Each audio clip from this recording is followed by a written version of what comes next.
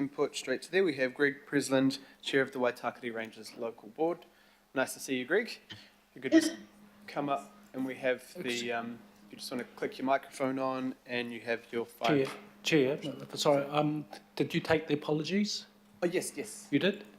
Yes. Yep, okay. Could I just add to that, for the minute, that I'll need to make an apology for an early departure around about 11, but I'll be able to come back online, and I'm being sent a link to that, Chair, so just want to minute that. Thank you. We'll include that. Thank you.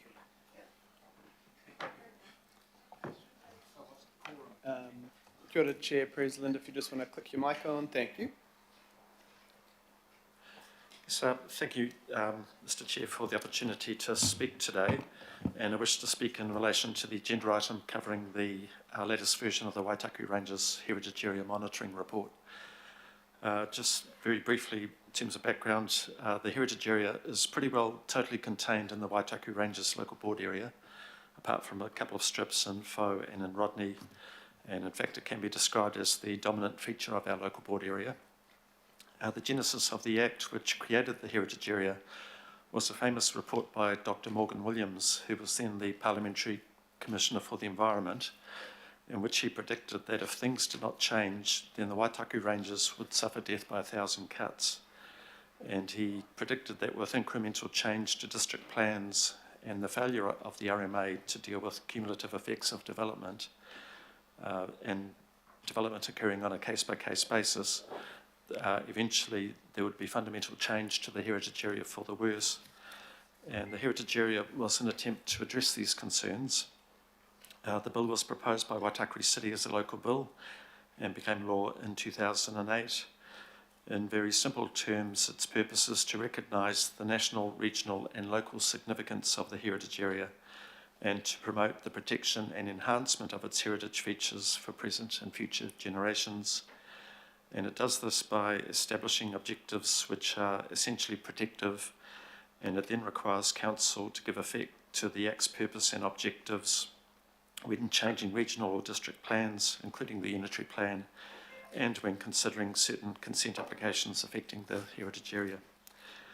And as I mentioned in our recent submission to Council on the budget, there's a strong argument that Council has to have particular regard to the provisions of the Act when making budgetary decisions concerning the heritage area. An important discipline imposed by the Act is for Council to prepare a report every 5 years, and that report must monitor the state of the environment, progress being made towards achieving the objectives, and the funding impact arising from activities to be undertaken specifically to give effect to the Act. And the intent behind the report is clearly to work out what is happening, and if adverse trends start to occur, then alarm bells should go off and Council should respond. My submission is that this latest report is a well-designed synopsis of what is happening in the Waitakere Ranges, and it gives me cautious optimism that the Act is working as intended. I have to concede it's been a tough 5 years. Physical and emotional impact of 5 years of drought, COVID-19 restrictions, and a series of storm and flood events cannot help but be felt by us all. And we need no reminder that we need to acknowledge and prepare for global pressures which are changing our climate and changing the world we live in. The heritage area is not immune to this, and the personal and collective impact of flooding and slips on homes and communities are constant reminders of this. That being said, this report contains much to be positive about.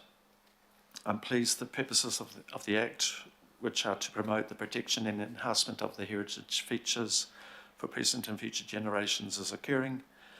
And I'm also pleased that our forest ecosystems continue to regenerate and that there are gains in bird numbers and other indicators which show ecosystem improvements. It's vital that this improvement continues, and this is a subject that needs to be considered when Council formulates the next 10-year budget. I am concerned the heritage area is not adequately resourced, and the need for further resourcing is very visible in key areas such as the environment and infrastructure. Current and future decisions about funding need to consider the heritage area's immediate and long-term needs. The heritage area is a taonga, it is special, and it deserves and needs our continued support. Can I thank the officers involved, particularly Raymond Curran and Erin Shields, for the work that they put into the preparation of the report. And one further comment, I'm aware that Te Karawamaki are keen to progress the deed of acknowledgement proposed by the Act, and there are many locals keen to see this advanced as well. Dr. Morgan Williams urged us to develop a strong self-reinforcing vision of how the community wants the Waitaku Ranges to be in the future, and progress on this deed would help us to develop that vision. We generally endorse the report, and we hope that the next report is also positive. And finally, we request governing body and senior managers to strongly consider the report and its findings during preparation of the long-term plan. Kia ora. Kia ora, thank you, Chair. Questions for Councillor Turner? Morning, Mr. Preston. You're probably going to anticipate my questions and I'm going to anticipate your answers, but for the sake of the meeting. So you primarily spoke about in an environmental protection manner, but it is correct that the features of the Act have social features as well, correct? Yes, they certainly do. And you did talk about the community, what the community sees in the coming from the Rangers Heritage Area, but the objectives also acknowledge that people live and work in distinct communities within the area, and it's going to enable their social, economic, and I've lost all the words. Cultural, thank you, well-being. Yeah? Yes. So where do you see all that fitting into what you've just said?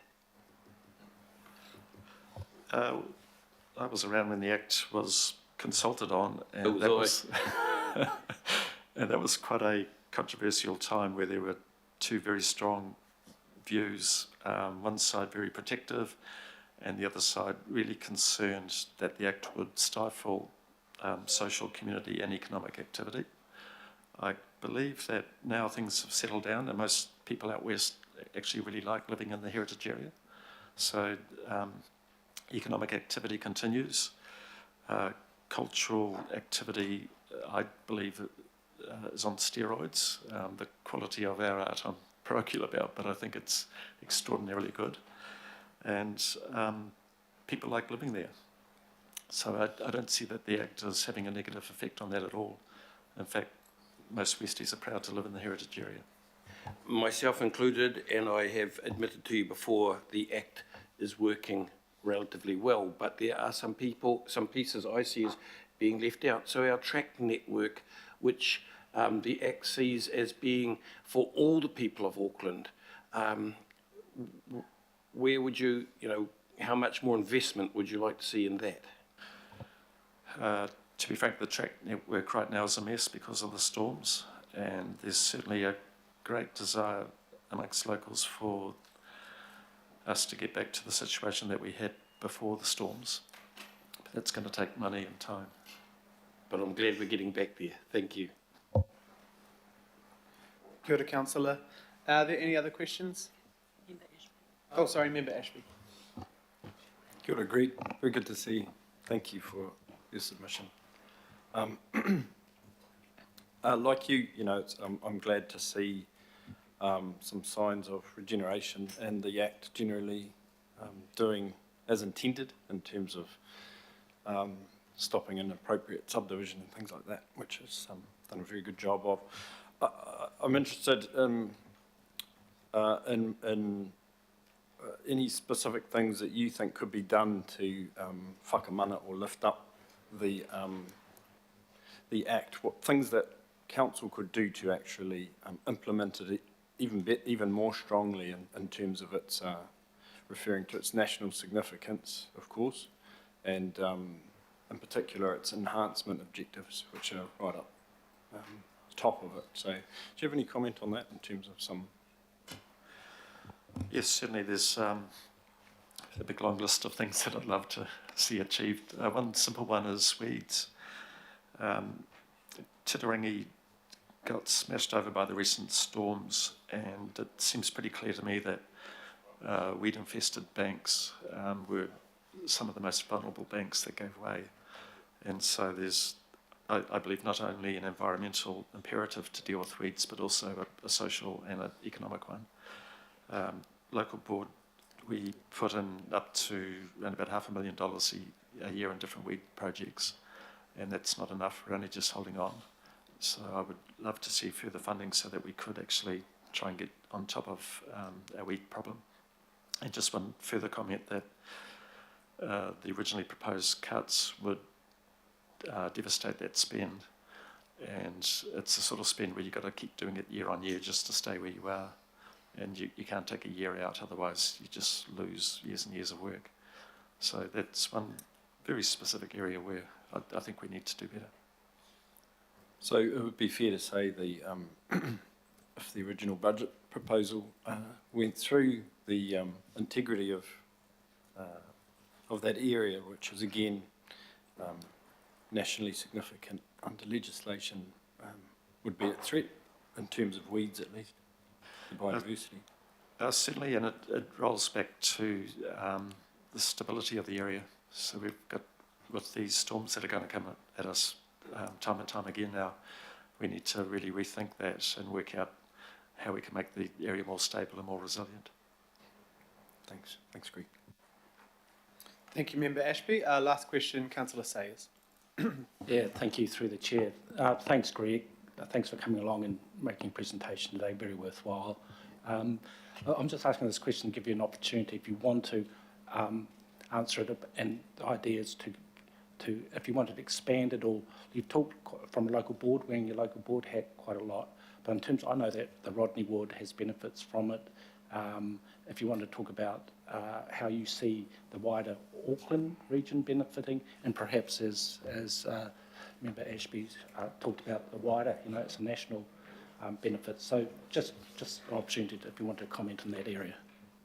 Sure. Thank you, Councillor Sayers. It's a big topic. In terms of urban form, I think the West is in reasonably good shape. So we've got intensification happening in the urban area, and we've got a buffer zone where there's very little intensification and stability. And my personal view is we need to think about similar sorts of protection for other vulnerable areas, such as Pukekohe, dare I say it, Commute.